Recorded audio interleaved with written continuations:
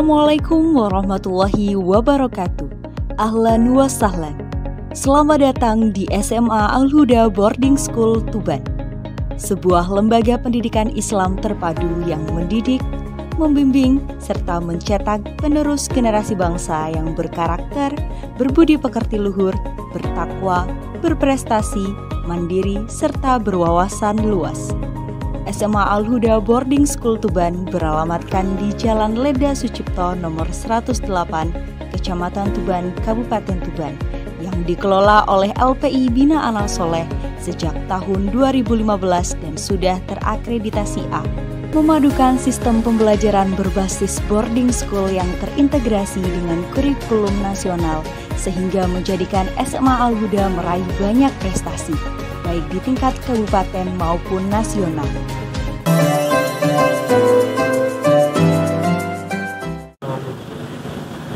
Assalamualaikum warahmatullahi wabarakatuh.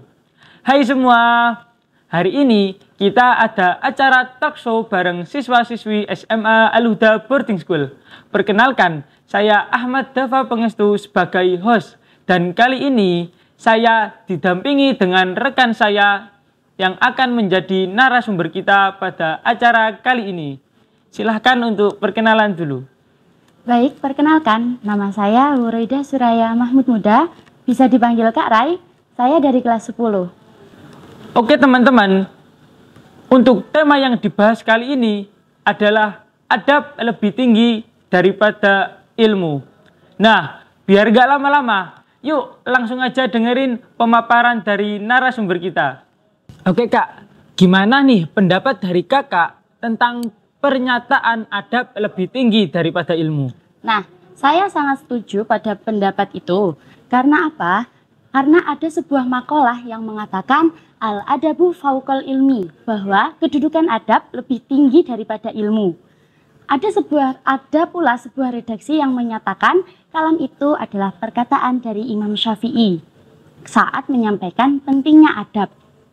Bahkan orang yang tidak paham tentang adab atau orang yang tidak mempunyai adab, ia disamakan dengan lalat. Kalau misalnya nih, kita mendapatkan ujian saat kita mencari ilmu, kadang kita tuh suka mikir, kenapa sih Allah kok memberikan ujian ini kepadaku? Bagaimana tanggapan Kak Rai tentang hal ini? Nah, kita diberikan ujian oleh Allah. Kita tidak boleh mengeluh, ya Allah, kenapa sih kok harus saya yang diberikan ujian ini? Ya Allah, why me? Maka Allah akan menjawab, why not? Kenapa tidak? Memang kamu yang mampu. Allah telah menjanjikan dalam firman-Nya, la yukallifullahu nafsan illa wus'aha. Allah tidak akan menguji umatnya di luar batas kemampuannya. Misalnya nih, saat kita mau beribadah, rasanya tuh males banget. Apa sih penyebabnya?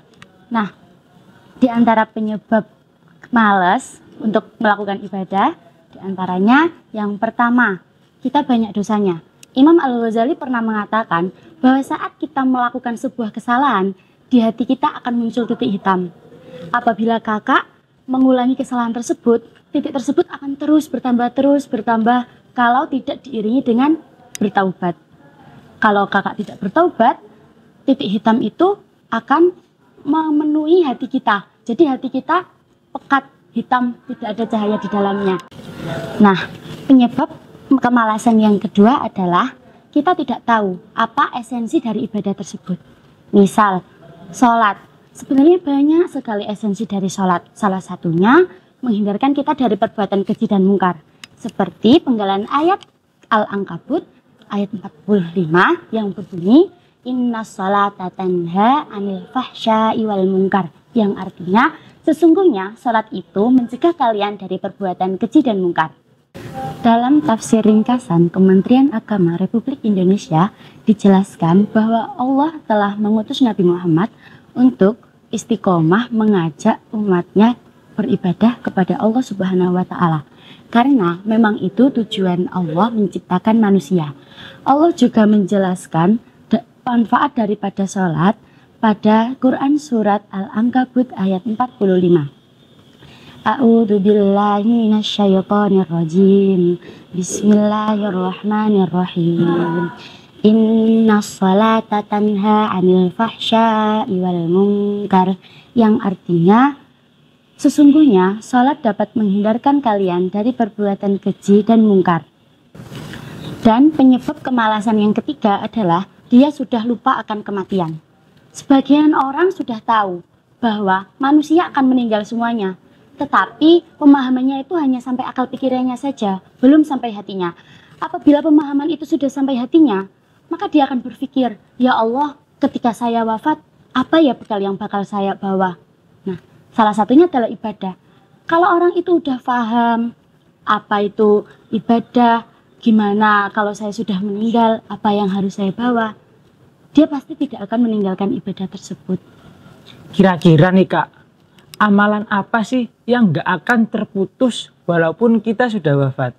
Nah, amalan yang tidak akan terputus setelah kita wafat, seperti sabda Nabi pada hadis yang diriwayatkan oleh Abu Hurairah yang berbunyi, idza mata ibnu Adam in qata'a amaluhu illa min talatin, shadaqatin jariyatin, au ilmi yuntafa'u bihi, au waladin sholihi yad'u lahu.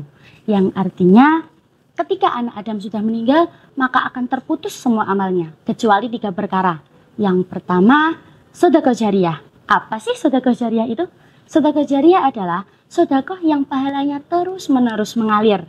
Yang kedua, au ilmi yuntafa'u bihi, ilmu yang bermanfaat.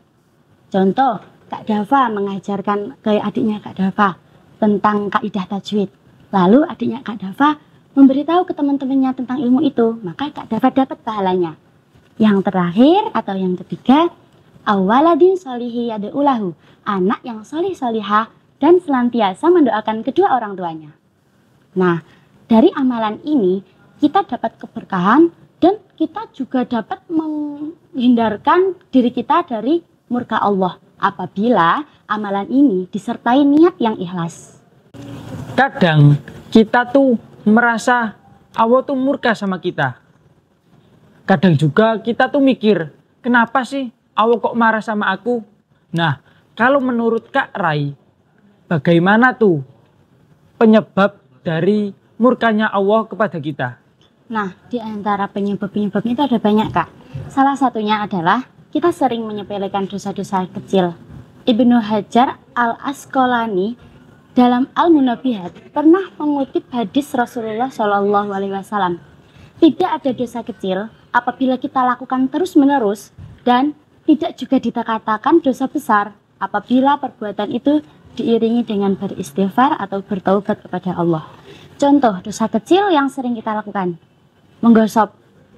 Itu kan kayak terlihat kecil kan. Apabila kita lakukan terus-menerus, itu akan menjadi dosa yang besar. Siapa tahu Allah murka pada saat kita melakukan dosa kecil tersebut.